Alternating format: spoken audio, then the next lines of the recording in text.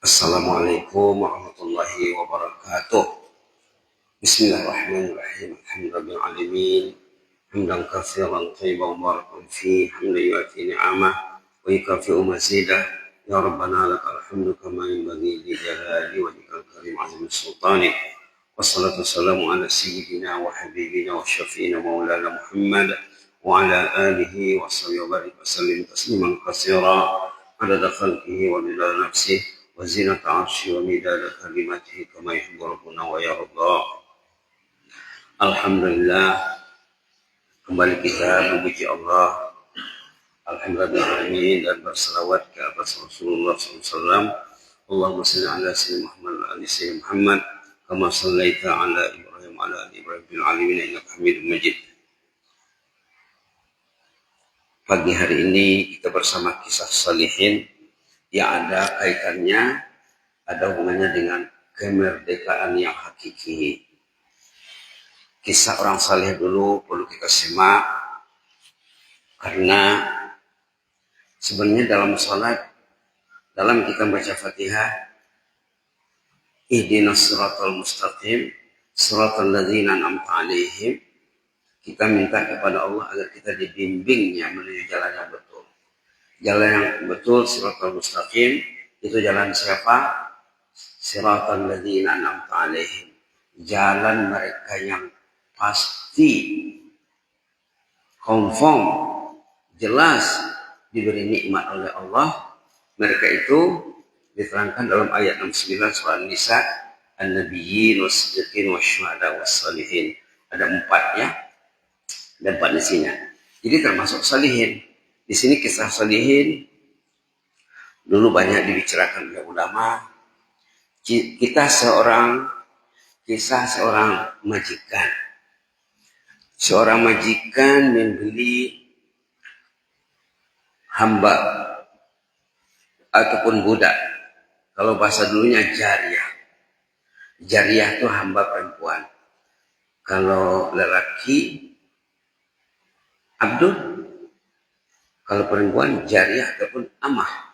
Dalam Quran ada disebut amah ya. Untuk hamba ada dalam Quran surat Al-Baqarah ayat 221 disebut kalau hamba lelaki itu abdun, kalau hamba perempuan wala amatun mu'minatun khairun min musyrikah, katanya. Sebut dalam ayat 221 surat Al-Baqarah halaman 35. Istilah di sini yang digunakan oleh penulis diambil pada satu sumber jariyah. Seorang majikan membeli hamba dengan harga murahan, dengan duit dulu 10 dinar katanya. Setelah sampai di rumah, orang dulu memperjualbelikan manusia ya, bukan orang Arab saja. Di mana-mana ada perhambaan perbudakan. Dalam cerita Nabi Yusuf pun dijual di pasar hamba. Nabi lagi ya. Jadi sampai di rumah dikasihlah hidangan makanan, biasalah ya. Orang baru, tetamu baru datang ke rumah, dihidangkan makanan siang hari. Apa kata si jariyah ini, si hamba ini? Tuan, maafkanlah saya. Di rumah kami tak bisa makan siang hari. Nggak biasa makan di siang hari. Saya nggak biasa makan di siang hari. Maaflah, nggak makan dia. Berarti di antara ibadahnya adalah puasa ya. Puasa. Lalu majikan pun membiarkan si hamba tadi sedemikian rupa, nggak diganggunya lagi. Kemudian di malam hari dikasihnya makanan. Kemudian dia makanlah sekedar, bukan macam kebanyakan orang kita makan kalau seharinya puasa, makan harinya, malam harinya macam balas dendam ya.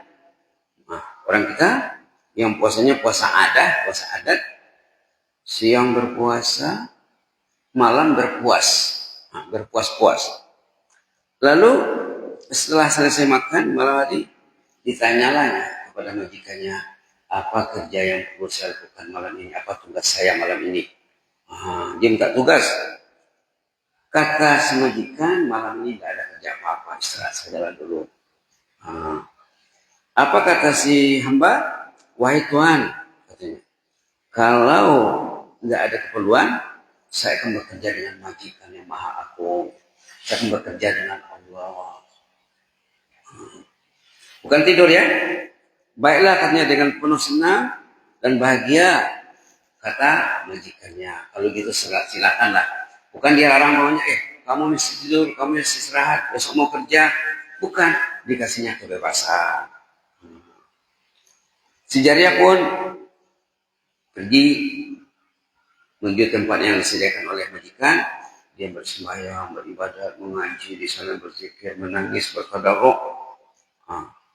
Sampai kira-kira jam sepertiga malam pertama ya. Sepertiga malam pertama, kira-kira jam 11, dibangunkannya majikannya. Majikan. Wahai Tuhan, para ahli tahajud sudah bangun meraih wirid dan amalan mereka. Orang sekarang sudah mulai tahajud.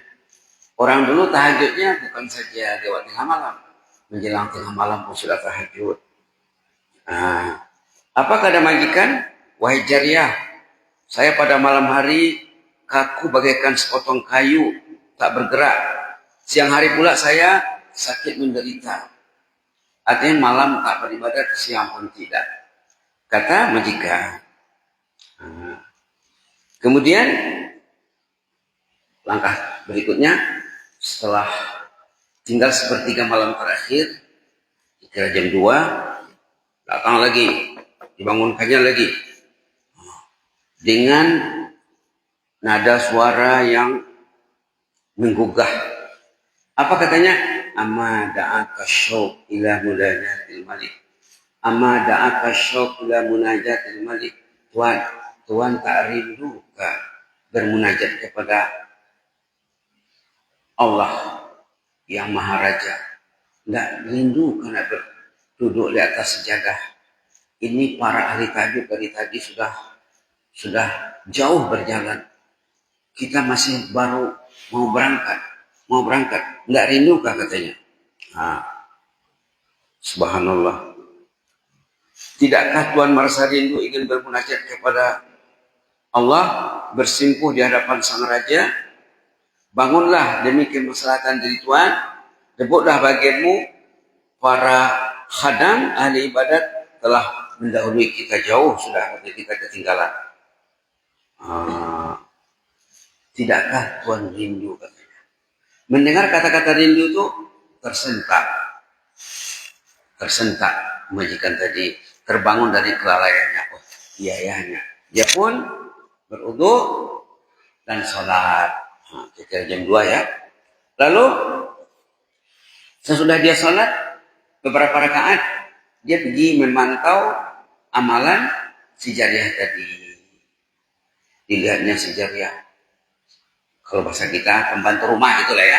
Kalau bahasa sekarangnya tidak ada pembantu rumah lah. Dilihatnya amalan pembantu rumah ini, rupanya dia sedang bermunajat, berdoa kepada Allah. Apa doanya? Yuhibbika li illa ghafartali. Yuhibbika li illa ghafartali. Ya Allah, yang jelas engkau mencintai aku ya Allah. Ampunilah dosa. Allah itu lebih cinta kepada setiap orang daripada dirinya kepada dirinya. Ini ada dalam kepala kita Pak ya. Allah itu lebih mencintai bapak, Allah itu lebih mencintai ibu daripada orang itu kepada dirinya. Allah itu lebih mencintai si anak daripada kasih sayang ibu pengasih kepada anak kecilnya. Jadi dengan bahasa inilah si Jariah tadi berdoa, yuhibbika li illa ghafartali. Bihubbika li illa ghafartali. Engkau mencintai aku ya Allah, ampunilah dosaku ya Allah. Ini suatu pelajaran bagi kita Pak ya. Tidak cukup astagfirullah saja Pak. Tidak cukup astagfirullah saja. Tapi tak keluar dari hati. Ya Allah, engkau mencintai aku ya Allah. Mencintai istriku, mencintai anakku, keluargaku ya Allah. Maka ampunlah dosa kami ya Allah. Subhanallah. Sesudah itu ditanya oleh si majikan. Wahai jariyah katanya, wahai pembantu, di mana kamu tahu yang Allah mencintaimu? Nah, terjadi dialog di sana. Dengan kecintaanmu kepadaku, ya Allah, ampuni dosaku. Kata si pembantu. Kata si majikan, di mana engkau tahu yang Allah mencintaimu? Nah, kita hanya dari kita. Apa tandanya Allah cinta sama kita? Diringankannya langkah ke rumah Allah. Tanda cinta. Kalau tidak, jangan ke masjid bersemak belukar, beronak duri. Nauzubillah. Lalu apa katanya? Laula mahabbatuhum ma aqamaka wala anamani. Laula mahabbatu ma anamaka wala aqamani. Laula mahabbatuhu ma anamaka wa aqamani. Tandanya Allah mencintai, malam ini Tuhan tidur dengan sepuas-puasnya. Itu tanda Allah cinta sama Tuhan. Dikasihnya tidur. Coba Allah murka sama dia, mungkin tidak bisa tidur. Ramai orang yang susah tidur. Nanti Tuhan sudah tidurnya nyak tadi. Itu satu tanda cintanya Allah. Dan saya belum tidur lagi dari tadi. Saya berqiyamul lail belum tidur sepicing mata. Itu tandanya Allah cinta sama saya. Tapi tidaklah sama cinta orang yang tidur semalam suntuk dengan orang yang beribadah. Tapi tanda cinta juga. Nah, jadi ulama memberi cinta pada dua, Pak ya. Cinta pada dua katanya. Cinta umum, cinta khusus. Cinta umum semuanya diurus Allah. Semuanya diurus Allah, dikasihnya nyawa, dikasihnya tenaga, dikasihnya akal, dikasihnya fasilitas internal dan eksternal, dikasihnya oksigen, dikasihnya matahari, dikasihnya bumi, dikasihnya hujan, dikasihnya keluarga, dikasihnya pasangan, dikasihnya anak keturunan, dikasihnya lapangan kerja. Itu cinta umum namanya. Cinta khusus, nah, didekatkannya orang itu kepada Allah. Allah mendekatkan orang itu kepada Allah. Jadi katanya tanda Allah cinta, Tuhan tadi tidurnya ya, saya bangunkan, mau bangun.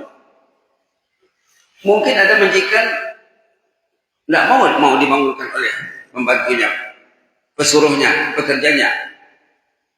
Ani mau bangun, tapi setelah berusaha dengan gigih ya. Lalu apa yang terjadi? Katanya, kalau begitu sekarang kamu merdeka, kamu bebas, ku bebaskan engkau gratis, anti hurrah. Tadi kan hamba sahaya, hamba abdi. Sekarang saya tertarik dengan ungkapanmu, rupanya engkau orang yang murni, yang mulia pada sisi Allah. Kata-katamu membuat aku tersentak, terbangun. Ku bebaskan engkau dengan gratis. Lalu sambil pergi, ini yang penting ya, sambil pergi dia mengeluarkan kata-kata indah lagi. Hadzal itqul asghar baqiyal itqul akbar. Hadzal itqul asghar baqiyal itqul akbar. Ini baru kemerdekaan yang mikro, yang kecil. Merdeka dari perbudakan, perhambaan. Itu kemerdekaan yang kecil. Wa baqiyal itqul akbar. Ada menanti kita lagi kemerdekaan yang hakiki, kemerdekaan yang besar. Al-itqu minan nar, bebas dari api neraka. Itu yang kita pikirkan sekarang makanya. Itulah serba sedikit kisahnya ya. Jadi kalau kita lihat pada ayat yang kita dengar dalam sholat tadi, suratul Nazi'at, ada dua syaratnya. Nah, bebas dari neraka. Sikit saja Pak ya. Fa'amma man amana wattaqa. Apa di sini? Wa amma man khafa maqama rabbi wa nahan nafsa 'anil hawa fa inna jannata hiyal ma'wa. Subhanallah. Ayat 40-41 surah An-Nazi'at. Wa amma man khafa maqama rabbih wa nahan nafsa 'anil hawa fa innal jannata hiyal ma'wa. Halaman 584 ayat 40-41. Orang yang takut kepada makam kebesaran Allah, takut kepada Allah, takut kalau azan berkumandang dia tak dengar, atau didengar oleh telinganya tapi telinga hatinya tuli. Ada orang yang mendengar azan, telinga kepalanya mendengar, telinga hati tak mendengar. Takut kita. Wa amma man khafa maqam rabbih, siapa yang takut terhadap makam kebesaran Allah di dunia dan di akhirat nanti kita akan berhadapan satu persatu. Akan ditanya Allah tentang 4 perkara, tentang usia, tentang masa remaja, tentang harta, dan tentang ilmu. Wa man khafa maqam rabbih, siapa yang takut akan makam kebesaran Allah, wa nahan nafsa 'anil hawa, tanda dia takut dia nahan nafsa 'anil hawa, menyekat kata orang Malaysia, menahan nafsu, mengkontrol. Wa nahan, mencegah nafsu dari keinginannya yang jelek. Keinginan nak tidur, dia lawan, bangun dia.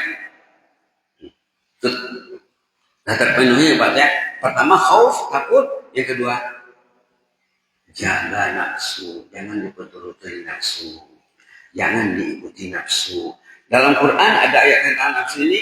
Orang yang menurutkan kehendak nafsunya dikatakan dia itu menyembah nafsu. Bukan main Pak ya. Dalam Quran disebut orang yang gagal menjaga, membentuk, mengkontrol kehendak nafsunya, dikatakan nafsu itulah Tuhannya. Surah Al-Jasiyah ayat 23, halaman 501. Orang yang memperturutkan nafsunya, nafsu tidur diikuti, diturutinya, tidak dilawannya, tidak dibentuknya, tidak dibuatnya planning sebelum tidur supaya dia bisa bangun. Yang penting mau tidur, jam berapa bangun terserah. Nah, berarti orang itu diperbudak nafsunya atau memperturutkan nafsunya. Ayat 23 surah Al-Jasiyah, afara'aita man ittakhadha ilahahu hawa. Tidakkah engkau perhatikan orang yang menjadikan nafsunya jadi ilah, jadi Tuhan. Orang yang bertuhan nafsu, wa adallahu ala ilm, Allah sesatkan dia. Dia tahu dia tak betul, dia tetap dalam ketidakbetulannya. Dia tahu dia terjerumus sesat, dan dia bukan tak tahu. Wa khatama ala sam'i, pendengarannya ditutup Allah, diblokir. Wa qalbi, hatinya terblokir. Wa ja'ala ala basarihi ghishawah, pandangan matanya tertutup, terhalang. 3 sarana penting: pendengaran, hati, mata tertutup. Sama dengan ayat dalam awal Baqarah, khatamallahu ala qulubihim wa ala sam'ihim wa ala absarihim ghishawah. Sama itu Pak. Di sana ayat itu terkait orang kafir ya. Di sini terkait orang yang menyembah nafsunya. Faman yahdi min ba'dillah, siapa yang bisa membimbingnya kalau bukanlah Allah. Kalau Allah tidak betulkan dia, tidak kembalikan dia kepada jalan yang betul. Macam si majikan tadi, mula-mula tidak mau tahajud, tidak mau saya malam hari aku bagaikan batang kayu terletak katanya. Kalau orang Sumbar bilang tidur ular aja. Ambo kalau tidur ular. Tidur ular yang sudah dapat makanan, bawa makan kenyang, tidur. Nah, begitulah majikan ini katanya. Tapi setelah mendengar kata-kata hikmah dari jariah, dari pembantu rumah, dia terbangun dari ketidurannya. Mudah-mudahan dapat mendatangkan kesan di hati kita Pak ya. Perlu kita rujuk tadi ayat 23 surah Al-Jasiyah dengan ayat surah An-Nazi'at ayat berapa tadi? 40-41 mudah-mudahan bertempat di hati kita. Jazakumullah khairan. Inni ubikum fillah wa astaudikumullah. Wassalamualaikum warahmatullahi wabarakatuh.